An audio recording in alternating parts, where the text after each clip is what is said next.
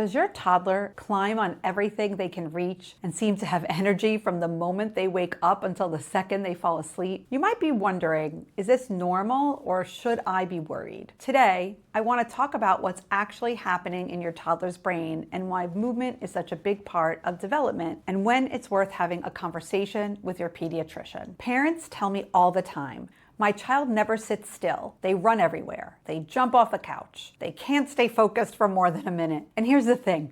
When you're living it every day, it can feel exhausting, especially when you're comparing your child to another child who seems calmer or easier to parent. You start asking yourself, why does my child have so much energy? Am I doing something wrong? Could this mean something bigger? The reality is that many very active toddlers are doing exactly what their brains are designed to do. And understanding that can make it easier and less stressful. One of the biggest misconceptions about toddlers is that movement is something we need to control. In reality, movement is one of the primary ways toddlers learn. When children climb or run, jump, and explore, they're learning about their bodies, their environment, balance, coordination, and cause and effect. What looks like endless energy often looks very different inside the brain. It looks like learning. Movement typically isn't getting in the way of development. Movement is development. I often explain this to parents using a simple analogy. Young children develop the gas pedal before they develop the brakes. The part of the brain that drives curiosity, exploration, and action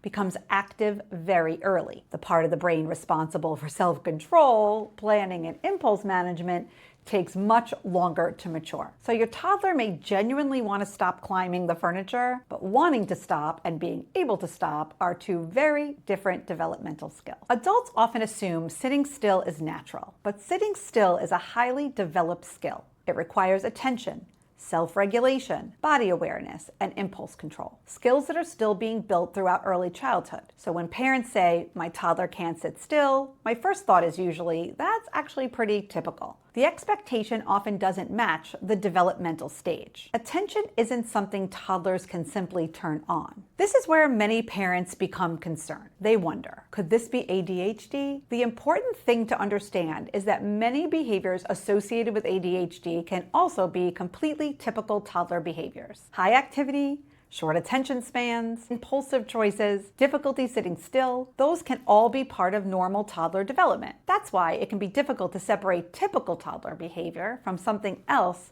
at a very young age. Looking at one behavior alone rarely gives us the full picture. One behavior is never the whole story. Ask yourself, is my child able to engage with people? Are they learning new skills over time? Are they making developmental progress? Are their concerns showing up across multiple settings and situations? Those broader patterns are often much more meaningful than whether a child can sit quietly during any one activity. Look for patterns, not isolated moments. The goal isn't to eliminate your child's energy because, honestly, that's not possible. The goal really is to support it. Provide opportunities for movement. Get outside whenever possible. Build active play into your day. Set realistic expectations for how long a young child can focus. Movement is often helping the brain develop the very skills you're hoping to see later. It's best to channel their energy rather than try to fight it. All right, here's some takeaways. Stop comparing your toddler's activity level to other children. Focus on your child's overall development and growth. Create daily opportunities for movement and active play because movement supports learning. If concerns persist,